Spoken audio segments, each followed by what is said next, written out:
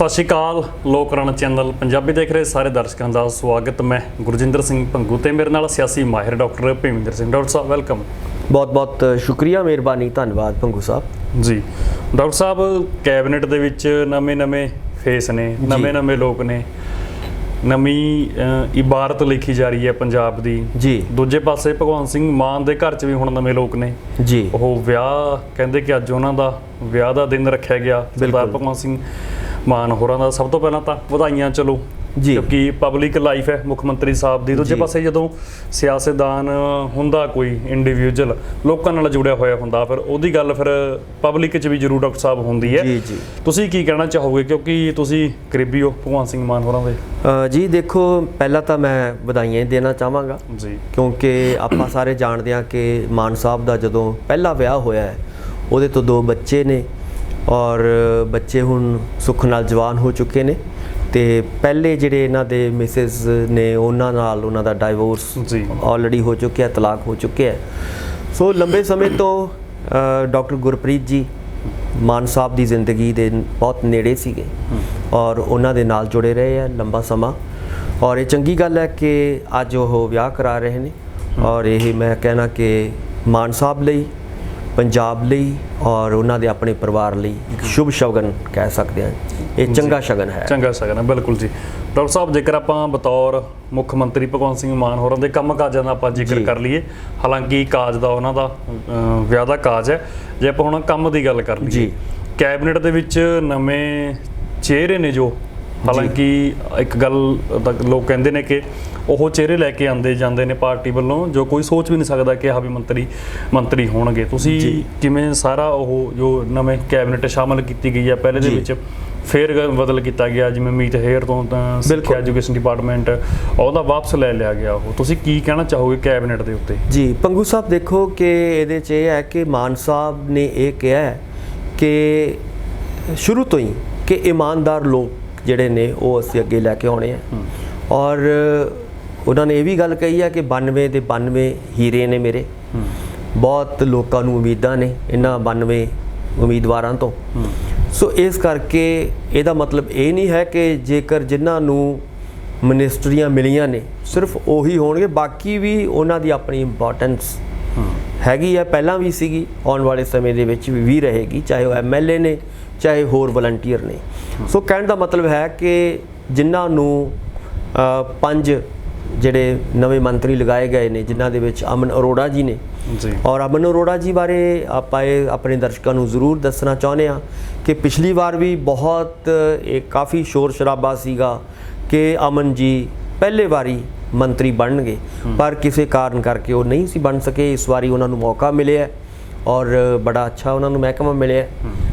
ਸ਼ਹਿਰਾਂ ਦੀ ਡਿਵੈਲਪਮੈਂਟ ਬਾਰੇ ਕਾਫੀ ਉਹ ਅੱਛਾ ਕੰਮ ਕਰਕੇ ਜਾਣਗੇ, ਉਮੀਦ ਹੈ।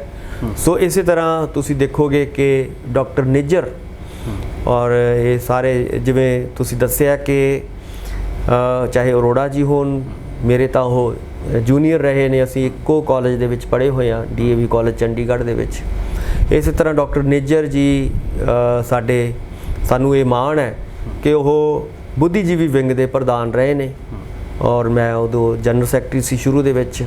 ਬਾਅਦ ਦੇ ਵਿੱਚ ਉਹਨਾਂ ਨੇ 2 ਵਾਰੀ MLA ਦੀ ਟਿਕਟ ਵੀ ਲੜੀ ਔਰ ਜਿੱਤੇ, ਹੁਣ ਮੰਤਰੀ ਬਣੇ ਨੇ। ਸੋ ਇਸ ਤੋਂ ਪਹਿਲਾਂ ਵੀ ਉਹ ਚੀਫ ਖਾਲਸਾ ਦੀਵਾਨ ਦੇ ਪ੍ਰਧਾਨ ਰਹੇ ਨੇ ਔਰ ਹੁਣ ਵੀ ਹੈਗੇ ਨੇ। ਸੋ ਮੇਰਾ ਕਹਿਣ ਦਾ ਮਤਲਬ ਹੈ ਕਾਫੀ ਸਰਗਰਮ ਨੇ ਔਰ ਉਹਨਾਂ ਨੂੰ ਜਿਵੇਂ ਜਿਹੜੇ ਮਹਿਕਮੇ ਮਿਲੇ ਨੇ ਉਹਦੇ ਵਿੱਚ ਉਮੀਦ ਹੈ ਕਿ ਉਹ, ਕਿਉਂਕਿ ਪੜ੍ਹੇ ਲਿਖੇ ਨੇ, ਸਾਰੀਆਂ ਚੀਜ਼ਾਂ ਦੀ ਸਮਝ ਹੈ, ਦਫ਼ਤਰਾਂ ਦੀ ਸਮਝ ਹੈ, ਦਫ਼ਤਰੀ ਕਾਰਵਾਈਆਂ ਦੀ ਸਮਝ ਹੈ ਔਰ ਪੰਜਾਬ ਨੂੰ ਜੇ ਕੋਈ ਆਪਾਂ ਕਹਿ ਸਕਦੇ ਹਾਂ ਕਿ ਜਿਹੜੀ ਦਫ਼ਤਰਾਂ ਦੇ ਵਿੱਚ ਜੋ ਖੱਜਲ ਖੁਆਰੀ ਹੁੰਦੀ ਹੈ ਉਹਨੂੰ ਠੀਕ ਕਰਨ ਦੇ ਵਿੱਚ ਆਪਣਾ ਅਹਿਮ ਰੋਲ ਅਦਾ ਕਰ ਸਕਦੇ ਨੇ। ਸੋ ਤੀਜੇ ਸਾਡੇ ਮੰਤਰੀ ਬਣੇ ਨੇ ਚੇਤਨ ਸਿੰਘ ਜੌੜਾ ਮਾਜਰਾ ਜੀ। ਇਹ ਕਿਉਂਕਿ ਪਟਿਆਲੇ ਤੋਂ ਨੇ, ਆਪਾਂ ਸਾਰੇ ਜਾਣਦੇ ਹਾਂ, ਸਮਾਣੇ ਤੋਂ ਜਿੱਤੇ ਨੇ ਔਰ ਜਦੋਂ ਅਸੀਂ ਜੁਆਇਨ ਕੀਤਾ, ਲਗਭਗ ਅਸੀਂ ਇਕੱਠੇ ਹੀ ਜੁਆਇਨ ਕੀਤਾ ਸੀਗਾ ਪਾਰਟੀ ਦੇ ਵਿੱਚ, ਉਦੋਂ ਤੋਂ ਲੈ ਕੇ ਲਗਾਤਾਰ ਇਹਨਾਂ ਦੀ ਖੂਬੀ ਇਹ ਵੀ ਰਹੀ ਹੈ ਜਿਹੜੀ ਕਿ ਬਹੁਤੇ ਦਰਸ਼ਕਾਂ ਨੂੰ ਸ਼ਾਇਦ ਨਾ ਪਤਾ ਹੋਵੇ ਕਿ ਪੱਟੀ ਦੇ ਵਿੱਚ ਕੁਝ ਗੈਂਗਸਟਰਾਂ ਨੇ ਇੱਕ ਲੜਕੀ ਨੂੰ ਜਿਹੜਾ ਸੀਗਾ ਉਹ ਗਲਤ ਉਹਨੂੰ ਤਰੀਕੇ ਨਾਲ ਫੜਨ ਦੀ ਕੋਸ਼ਿਸ਼ ਕੀਤੀ ਸੀਗੀ ਔਰ ਉਹ ਬਾਈ ਚਾਂਸ ਚੇਤਨ ਜੀ ਉਸ ਵੇਲੇ ਬੱਸ ਅੱਡੇ ਚੋਂ ਨਿਕਲ ਕੇ ਜਾ ਰਹੇ ਸੀ ਪੈਦਲ ਔਰ ਇਹਨਾਂ ਨੇ ਜਦੋਂ ਗੈਂਗਸਟਰਾਂ ਨੂੰ ਜਾਂ ਉਹ ਜਿਹੜੇ ਬੰਦੇ ਸੀਗੇ ਉਹਨਾਂ ਨੂੰ ਰੋਕਣ ਦੀ ਕੋਸ਼ਿਸ਼ ਕੀਤੀ ਤਾਂ ਉਹਨਾਂ ਨੇ ਇਹਨਾਂ ਦੀ ਹਿੱਕ ਦੇ ਵਿੱਚ ਗੋਲੀ ਮਾਰੀ ਸੀ ਔਰ ਗੋਲੀ ਬਿਲਕੁਲ ਇੱਥੋਂ ਪਾਰ ਹੋ ਗਈ ਸੀਗੀ, ਜ਼ਖਮੀ ਹੋ ਗਈ ਸੀ, ਬੜੀ ਵਾਇਰਲ ਹੋਈ ਸੀ ਵੀਡੀਓ ਉਦੋਂ। ਸੋ ਇਸ ਕਿਸਮ ਦੇ ਬੰਦੇ ਨੇ, ਯਾਨੀ ਕਿ ਇੱਕ ਇਮਾਨਦਾਰ ਛਵੀ ਵਾਲੇ ਬੰਦੇ ਆ ਔਰ ਲੋਕਾਂ ਦੇ ਨਾਲ ਜੁੜੇ ਹੋਏ। ਬਹੁਤ ਵੱਡਾ ਮਹਿਕਮਾ ਮਿਲਿਆ ਉਹਨਾਂ ਨੂੰ ਮੈਡੀਕਲ ਦਾ ਔਰ ਸਿਹਤ ਮੰਤਰੀ ਦਾ। ਵਿਜੇ ਸਿੰਗਲਾ ਜੀ ਤੋਂ ਬਾਅਦ ਜੇ ਆਪਾਂ ਕਹੀਏ ਕਿ ਜਿਹੜੀ ਆਮ ਆਦਮੀ ਪਾਰਟੀ ਦੋ ਚੀਜ਼ਾਂ ਦੇ ਉੱਤੇ ਬਹੁਤ ਜ਼ਿਆਦਾ ਫੋਕਸ ਕਰਦੀ ਹੈ, ਜਿਹਦੇ ਵਿੱਚ ਸਿਹਤ ਵੀ ਹੈ ਔਰ ਸਿੱਖਿਆ ਵੀ ਹੈ। ਸੋ ਸਿਹਤ ਨੂੰ ਕਿਵੇਂ ਠੀਕ ਕਰਨਾ ਹੈ, ਪੰਜਾਬ ਦੀ ਸਿਹਤ ਨੂੰ, ਔਰ ਪੰਜਾਬ ਦੇ ਵਿੱਚ ਜਿਹੜੇ ਨਵੇਂ ਮੁਹੱਲਾ ਕਲੀਨਿਕ ਕਿਵੇਂ ਬਣਾਉਣੇ ਆ, ਜਿਹੜੇ ਖਾਸ ਤੌਰ ਤੇ ਜਿਹੜੇ ਗਰੀਬ ਲੋਕ ਨੇ ਪੰਜਾਬ ਦੇ ਪਿੰਡਾਂ ਦੇ ਵਿੱਚ, ਸ਼ਹਿਰਾਂ ਦੇ ਵਿੱਚ, ਉਹਨਾਂ ਤੱਕ ਮੈਡੀਕਲ ਕਿਵੇਂ ਪਹੁੰਚੇ, ਇਹਦੇ ਲਈ ਇੱਕ ਬਕਾਇਦਾ ਤੌਰ ਤੇ ਬਲੂਪ੍ਰਿੰਟ ਤਿਆਰ ਕਰਕੇ ਉਹਨੂੰ ਲਾਗੂ ਕਰਨਾ ਹੋਏਗਾ। ਬਹੁਤ ਵੱਡੀ ਮਿਹਨਤ ਉਹਨਾਂ ਨੂੰ ਕਰਨੀ ਪਏਗੀ, ਬਹੁਤ ਜ਼ਿਆਦਾ ਨਾਲ ਟੀਮਾਂ ਜੋੜਨੀਆਂ ਪੈਣਗੀਆਂ ਤਾਂ ਕਿ ਇਹ ਜਿਹੜਾ ਹੈਗਾ ਉਹਨਾਂ ਮਾਡਲ ਜਿਹੜਾ ਦਿੱਲੀ ਦਾ ਮਾਡਲ ਹੈ, ਉਹ ਦਿੱਲੀ ਦਾ ਮਾਡਲ ਨੂੰ ਖਾਸ ਤੌਰ ਤੇ ਮੁਹੱਲਾ ਕਲੀਨਿਕ ਵਾਲਾ ਔਰ ਮੈਡੀਕਲ ਦਾ ਉਹ ਇੱਥੇ ਤੁਹਾਨੂੰ ਲਾਗੂ ਕਰਨਾ ਪਏਗਾ। ਡਾਕਟਰ ਸਾਹਿਬ ਜੀ ਇੱਕ ਮੈਂ ਹੋਰ ਸਵਾਲ ਕਿ ਇਸ ਕੈਬਨਿਟ ਦਾ ਕੋਈ ਉਲਟ ਪਾਸਾ ਵੀ ਹੈਗਾ, ਯਾਨੀ ਕਿ ਜੋ ਜਿਨ੍ਹਾਂ ਨੂੰ ਵਿੱਚ ਲਿਆ ਨਹੀਂ ਗਿਆ ਕੈਬਨਿਟ ਦੇ ਵਿੱਚ? ਜਿਵੇਂ ਦੇਖੋ ਇਹ ਹਮੇਸ਼ਾ ਹੀ ਹੁੰਦਾ ਹੈ, ਇਹਦੇ ਵਿੱਚ ਇਹ ਹੁੰਦਾ ਭੰਗੂ ਸਾਹਿਬ ਕਿ ਦੇਖੋ 17 ਜਾਂ 18 ਮਿਨਿਸਟਰੀਆਂ ਨੇ, ਤੁਸੀਂ ਪਹਿਲੀ ਵਾਰੀ ਦੇਖੋ 10 ਮਿਨਿਸਟਰੀਆਂ ਲਈਆਂ, ਜਿਹਦੇ ਵਿੱਚੋਂ ਇੱਕ ਸਸਪੈਂਡ ਕਰਨੇ ਪਏ ਸਿੰਗਲਾ ਸਾਹਿਬ, ਤੇ ਉਸ ਤੋਂ ਬਾਅਦ 5 ਨਵੇਂ ਮੰਤਰੀ ਲਾਏ ਗਏ। ਇਹ ਪ੍ਰੋਸੈਸ ਮੇਰਾ ਕਹਿਣ ਦਾ ਮਤਲਬ ਹੈ ਕਿ ਚੱਲਦਾ ਰਹਿੰਦਾ ਹੈ। ਜਿਵੇਂ ਪਹਿਲਾਂ ਲੋਕਾਂ ਨੂੰ ਲੱਗਦਾ ਸੀਗਾ ਕਿ ਸ਼ਾਇਦ ਪ੍ਰਿੰਸੀਪਲ ਬੁੱਧ ਰਾਮ ਜੀ ਵੀ ਆ ਸਕਦੇ ਹੈ ਔਰ ਹੋਰ ਕੁਝ ਜਿਹੜੇ ਵੱਡੇ ਚਿਹਰੇ ਸੀ ਆਮ ਆਦਮੀ ਪਾਰਟੀ ਦੇ ਉਹ ਵੀ ਮੰਤਰੀ ਬਣਾਏ ਜਾ ਸਕਦੇ, ਪਰ ਨਹੀਂ ਸੀ ਬਣਾਏ ਗਏ। ਪਾਰਟੀ ਦੀ ਕੋਈ ਆਪਣੀ ਸਟ੍ਰੈਟਜੀ ਹੋਏਗੀ, ਪਰ ਮੈਂ ਕਹਿਣਾ ਚਾਹੁੰਦਾ ਕਿ ਇਹ ਇੱਕ ਲੰਬਾ ਪ੍ਰੋਸੈਸ ਹੈ। ਇਹਦੇ ਵਿੱਚ ਜਿਹੜੇ ਫੇਰ ਬਦਲ ਨੇ, ਤੁਸੀਂ ਇਸ ਵਾਰੀ ਵੀ ਦੇਖਿਆ ਹੋਏਗਾ ਕਿ ਬਹੁਤ ਸਾਰੇ ਜਿਹੜੇ ਖਾਸ ਤੌਰ ਤੇ ਜਿਹੜੇ ਮੁੱਖ ਮੰਤਰੀ ਸਾਹਿਬ ਕੋਲੇ ਮਹਿਕਮੇ ਸੀਗੇ, ਉਹਨਾਂ ਦੇ ਵਿੱਚੋਂ ਜਾਂ ਤਾਂ ਉਹ ਧਾਲੀਵਾਲ ਸਾਹਿਬ ਨੂੰ ਦਿੱਤੇ ਗਏ, ਕੁਲਦੀਪ ਧਾਲੀਵਾਲ ਹੋਰਾਂ ਨੂੰ ਖੇਤੀ ਮੰਤਰੀ ਜਿਹੜੇ ਹੈਗੇ ਉਹਨਾਂ ਨੂੰ ਬਣਾ ਦਿੱਤਾ ਗਿਆ, ਉਹ ਇੱਕ ਮਹਿਕਮਾ ਨਾਲ ਹੋਰ ਜੋੜ ਦਿੱਤਾ ਗਿਆ। ਇਸੇ ਤਰ੍ਹਾਂ ਤੁਸੀਂ ਦੇਖਿਆ ਹੋਏਗਾ ਕਿ ਅਮਨ ਅਰੋੜਾ ਜੀ ਨੂੰ ਜਿਹੜੇ ਮਹਿਕਮੇ ਦਿੱਤੇ ਨੇ ਉਹ ਕਿਸੇ ਵੇਲੇ ਮੁੱਖ ਮੰਤਰੀ ਸਾਹਿਬ ਦੇ ਕੋਲ ਸੀਗੇ। ਔਰ ਇਸੇ ਤਰ੍ਹਾਂ ਕੁਝ ਸ਼ਿਫਟਿੰਗ, ਜਿਵੇਂ ਤੁਸੀਂ ਵੀ ਗੱਲ ਕਰ ਰਹੇ ਹੋ, ਕੁਝ ਸ਼ਿਫਟਿੰਗ ਹੋਈਆਂ ਨੇ। ਖਾਸ ਤੌਰ ਤੇ ਜਿਹੜਾ ਸਕੂਲਾਂ ਦੀ ਐਜੂਕੇਸ਼ਨ ਹੈ ਉਹ ਵੀ ਆਪਾਂ ਸਾਰੇ ਜਾਣਦੇ ਹਾਂ ਕਿ ਬੈਂਸ ਸਾਹਿਬ ਨੂੰ ਦੇ ਦਿੱਤੀ ਗਈ ਹੈ। ਸੋ ਕਹਿਣ ਦਾ ਮਤਲਬ ਸ਼ਿਫਟਿੰਗ ਹੁਣ 3 ਮਹੀਨੇ ਹਜੇ ਹੋਏ ਆ ਸਰਕਾਰ ਬਣੀ ਨੂੰ, ਇਹ ਸ਼ਿਫਟਿੰਗ ਲਗਾਤਾਰ ਜਿਵੇਂ ਭਗਵੰਤ ਮਾਨ ਜੀ ਕਹਿੰਦੇ ਆ ਰਹੇ ਨੇ, ਕੋਈ ਇੱਕ ਪਰਮਾਨੈਂਟ ਨਹੀਂ ਹੈਗੇ। ਇਹ ਸ਼ਿਫਟਿੰਗ ਆਉਣ ਵਾਲੇ ਸਮੇਂ ਦੇ ਵਿੱਚ ਵੀ ਚੱਲਦੀ ਰਹੇਗੀ ਔਰ ਕੱਲੀ ਮਹਿਕਮਿਆਂ ਦੀ ਸ਼ਿਫਟਿੰਗ ਨਹੀਂ, ਜਿਹੜੇ ਮੰਤਰੀ ਸਾਹਿਬਾਨ ਨੇ ਉਹਨਾਂ ਦੀ ਵੀ ਸ਼ਿਫਟਿੰਗ ਆਉਣ ਵਾਲੇ ਸਮੇਂ ਦੇ ਵਿੱਚ ਉਹਨਾਂ ਦੀ ਪਰਫਾਰਮੈਂਸ ਦੇ ਆਧਾਰ ਦੇ ਉੱਤੇ ਇਹ ਸ਼ਿਫਟਿੰਗ ਹੁੰਦੀ ਰਹੇਗੀ। ਇਹ ਫਿਊਚਰ ਦੇ ਵਿੱਚ ਵੀ ਇਦਾਂ ਹੋਏਗਾ। ਜਿਹੜੇ ਕੁਝ ਰੈਂਕ ਰੱਖੇ ਗਏ ਨੇ ਜੀ, ਉਹ ਰੈਂਕ ਕਿਉਂ ਰੱਖੇ ਗਏ ਨੇ? ਉਹ ਮੈਂ ਫਿਰ ਇਹੀ ਕਹਾਂਗਾ ਕਿ ਕੁਝ ਪਾਰਟੀ ਨੇ ਆਪਣੇ ਮੁਤਾਬਕ ਚੱਲਣਾ ਹੁੰਦਾ ਹੈ, ਕਿਉਂਕਿ ਹਜੇ 3 ਮਹੀਨੇ ਲਗਭਗ ਹੋ ਚੁੱਕੇ ਨੇ ਸਰਕਾਰ ਬਣੀ ਨੂੰ। ਸੋ ਆਉਣ ਵਾਲੇ ਸਮੇਂ ਦੇ ਵਿੱਚ ਹੋ ਸਕਦਾ ਹੈ ਕਿ ਜਿਹੜੇ ਕੁਝ ਚੀਜ਼ਾਂ ਰਹਿ ਗਈਆਂ, ਕੁਝ ਜਿਹੜੇ ਮੰਨ ਲਓ 18 ਮੰਤਰੀ ਜਾਂ 19 ਮੰਤਰੀ ਰੱਖਣੇ ਨੇ ਉਹਨਾਂ ਨੇ, ਤਾਂ ਉਹ ਆਉਣ ਵਾਲੇ ਸਮੇਂ ਦੇ ਵਿੱਚ ਜਿਹੜੇ ਨੇ ਉਹ ਪੂਰੇ ਕੀਤੇ ਜਾਣਗੇ। ਇਹ ਆਪਾਂ ਨੂੰ ਪੂਰੀਆਂ ਸੰਭਾਵਨਾਵਾਂ ਇਸ ਵੇਲੇ ਨਜ਼ਰ ਆ ਰਹੀਆਂ ਨੇ। ਸੋ ਉਹਦੇ ਵਿੱਚ ਰਹਿੰਦੇ ਜਿਹੜੇ ਮੰਤਰੀ ਨੇ ਵੱਡੇ, ਜਿਨ੍ਹਾਂ ਦਾ ਨਾਮ ਨੇ ਜਾਂ ਲੋਕਾਂ ਦੀ ਜ਼ੁਬਾਨ ਤੇ ਨੇ ਉਹ ਨਾਮ ਵੀ ਸ਼ਾਮਲ ਕੀਤੇ ਜਾ ਸਕਦੇ ਨੇ ਫਿਊਚਰ ਦੇ ਵਿੱਚ। ਹੋਰ ਡਾਕਟਰ ਸਾਹਿਬ ਕੁਝ ਤਬਦੀਲੀ ਪਾਰਟੀ ਦੇ ਵਿੱਚ ਨਵੀਂ ਕੈਬਨਿਟ ਤੋਂ ਬਾਅਦ ਕਿ ਤੁਹਾਨੂੰ ਅੰਦਰੂਨੀ ਹੋਵੇ ਕਿ ਹੁਣ ਇਦਾਂ ਤੁਰਨ ਜਾ ਰਹੀ ਹੈ? ਦੇਖੋ ਹੁਣ ਮੈਂ ਇਹੀ ਕਹਿਣਾ ਚਾਹਣਾ ਕਿ ਹੁਣ ਕੀ ਹੈ ਕਿ ਹੁਣ ਲਗਭਗ ਮੰਤਰੀਸ਼ਿਪ ਜਿਹੜੀ ਹੈਗੀ ਹੈ ਉਹ ਮੁਕੰਮਲ ਹੋ ਚੁੱਕੀ ਹੈ। ਹੁਣ ਤਾਂ ਇਹੀ ਹੈ ਕਿ ਜਿਹੜੇ ਵੀ ਪਾਲਿਸੀਆਂ ਬਣਾਉਣ, ਜਿਹੜੇ ਵੀ ਕੰਮ ਔਰ ਜਿਹੜੇ ਵੀ ਲੋਕਾਂ ਨਾਲ ਉਹ ਵਾਅਦੇ ਕੀਤੇ ਗਏ ਨੇ, ਉਹ ਵਾਅਦਿਆਂ ਨੂੰ ਪੂਰਾ ਕਰਨ ਦਾ ਜਿਹੜੀ ਜ਼ਿੰਮੇਵਾਰੀ ਹੈ, ਬਹੁਤ ਵੱਡੀ ਜ਼ਿੰਮੇਵਾਰੀ ਹੈ, ਉਹ ਹੁਣ ਲੋਕ ਦੇਖਣਾ ਚਾਹੁੰਦੇ ਨੇ ਕਿ ਕੀ ਹੁਣ ਜਿਹੜੇ ਗਰੰਟੀਆਂ ਦਿੱਤੀਆਂ ਗਈਆਂ ਉਹ ਗਰੰਟੀਆਂ ਪੂਰੀਆਂ ਹੋਣਗੀਆਂ, ਜਾਂ ਜਿਹੜੇ ਕਿਹਾ ਗਿਆ ਸੀਗਾ ਕਿ ਅਸੀਂ ਬੰਦੇ ਜਿਹੜੇ ਨੇ ਨੌਜਵਾਨ ਪੱਕੇ ਕਰਨੇ ਆ ਉਹ ਪੱਕੇ ਹੋਣਗੇ।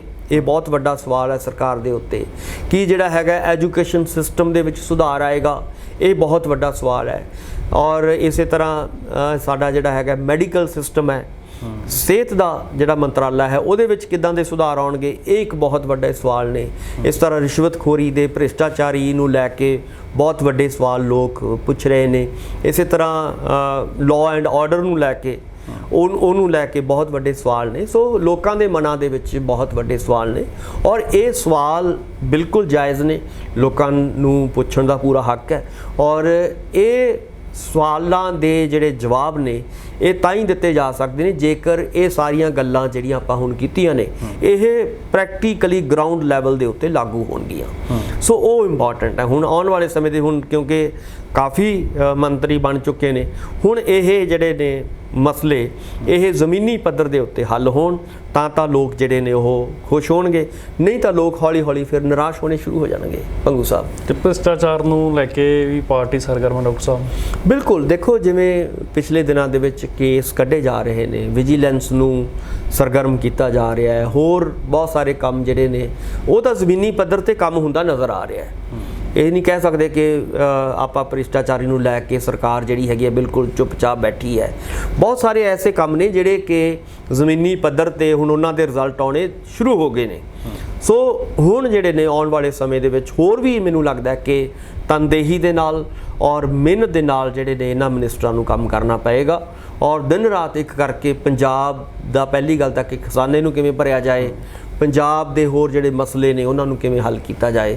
ਇਹ ਬਹੁਤ ਵੱਡੇ ਮਸਲੇ ਜਿਹੜੇ ਨੇ ਉਹ ਸਾਨੂੰ ਜਿਹੜਾ ਹੈਗਾ ਉਹ ਇਹਨਾਂ ਤੋਂ ਉਮੀਦਾਂ ਨੇ, ਪਾਰਟੀ ਤੋਂ ਉਮੀਦਾਂ ਨੇ। ਮੁਸ਼ਕਲਾਂ ਕਿਹੜੀਆਂ ਮੰਨਦੇ ਹੋ ਪਾਰਟੀ ਨੂੰ ਤੁਸੀਂ? 3 ਮਹੀਨੇ ਦਾ ਸਮਾਂ ਕ੍ਰਾਸ ਹੋ ਚੁੱਕਿਆ ਤੇ ਆਉਣ ਵਾਲੇ ਸਮੇਂ 'ਚ ਮੁਸ਼ਕਲਾਂ ਕਿਹੜੀਆਂ ਨੇ? ਦੇਖੋ, ਜਿੱਡੇ ਵੱਡੇ ਪਹਿਲੀ ਗੱਲ ਤਾਂ ਜਿੱਡੇ ਵੱਡੇ ਕੰਮ ਹੋਣਗੇ ਉਹ ਮੁਸ਼ਕਲਾਂ ਆਉਣਗੀਆਂ, ਪਰ ਸਵਾਲ ਇਹ ਹੁੰਦਾ ਹੈ ਕਿ ਉਹਨਾਂ ਮੁਸ਼ਕਲਾਂ ਨੂੰ ਅਸੀਂ ਹੱਲ ਕਰਕੇ ਕਿਵੇਂ ਲੋਕਾਂ ਨੂੰ ਡਿਲੀਵਰ ਕਿਵੇਂ ਕਰਨਾ, ਉਹਨਾਂ ਦੀ ਜ਼ਿੰਦਗੀਆਂ ਨੂੰ ਕਿਵੇਂ ਅਸੀਂ ਵਧੀਆ ਬਣਾਉਣਾ ਹੈ, ਆਮ ਬੰਦਿਆਂ ਦੀ ਜ਼ਿੰਦਗੀ ਨੂੰ ਔਰ ਦੁਕਾਨਦਾਰ ਦੀ ਜ਼ਿੰਦਗੀ ਨੂੰ, ਇੱਕ ਮਜ਼ਦੂਰ ਦੀ ਜ਼ਿੰਦਗੀ ਨੂੰ, ਛੋਟੇ ਕਿਸਾਨ ਦੀ ਜ਼ਿੰਦਗੀ ਨੂੰ ਜਾਂ ਹੋਰ ਨੌਜਵਾਨਾਂ ਦੀ ਜ਼ਿੰਦਗੀ ਨੂੰ, ਜਿਹੜੇ ਪੜ੍ਹ ਲਿਖ ਕੇ ਵੀ ਜਿਹੜੇ ਸੜਕਾਂ 'ਤੇ ਨੇ ਉਹਨਾਂ ਦੀ ਜ਼ਿੰਦਗੀ ਨੂੰ ਅਸੀਂ ਕਿਵੇਂ ਇੱਕ ਸੁਧਾਰ ਸਕਦੇ ਹਾਂ।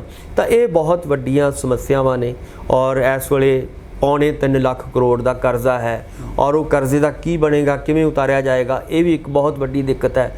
ਸੋ ਕਹਿਣ ਦਾ ਮਤਲਬ ਹੈ ਕਿ 75 ਸਾਲਾਂ ਦੀ ਜਿਹੜੀ ਸਾਰੇ ਤਾਣੀ ਉਲਝੀ ਹੋਈ ਹੈ ਉਹਨੂੰ ਮੈਨੂੰ ਲੱਗਦਾ ਹੈ ਕਿ ਆਉਣ ਵਾਲੇ ਸਮੇਂ 'ਚ ਉਲਝਾਉਣ ਦੀ ਬਹੁਤ ਲੋੜ ਹੈ ਔਰ ਇਸੇ ਲੋੜ ਦੇ ਵਿੱਚੋਂ ਆਪਾਂ ਕਹਿ ਸਕਦੇ ਹਾਂ ਕਿ ਪੰਜਾਬ ਦੇ ਲੋਕਾਂ ਨੇ ਆਮ ਆਦਮੀ ਪਾਰਟੀ ਚੁਣੀ ਹੈ। ਸੋ ਉਮੀਦ ਹੈ ਕਿ ਮਾਨ ਸਾਹਿਬ ਔਰ ਉਹਨਾਂ ਦੀ ਪੂਰੀ ਟੀਮ ਔਰ ਉਹਨਾਂ ਦੇ ਪੂਰੇ ਵਿਧਾਇਕ ਜਿਹੜੇ ਨੇ 92 ਦੇ 92 ਉਹ ਇਕਜੁੱਟ ਹੋ ਕੇ ਕੰਮ ਕਰਨਗੇ, ਪੰਜਾਬ ਦੇ ਭਲੇ ਦੇ ਲਈ ਕੰਮ ਕਰਨਗੇ ਔਰ ਪੰਜਾਬ ਦੀਆਂ ਇਹ ਜਿਹੜੀਆਂ ਸਮੱਸਿਆਵਾਂ ਆਪਾਂ ਗਣਾਈਆਂ ਨੇ ਉਹਨਾਂ ਨੂੰ ਹੱਲ ਕਰਨ ਦੇ ਵਿੱਚ ਆਪਣਾ ਪੂਰਾ ਯੋਗਦਾਨ ਜਿਹੜਾ ਹੈਗਾ ਉਹ ਪਾਉਣਗੇ।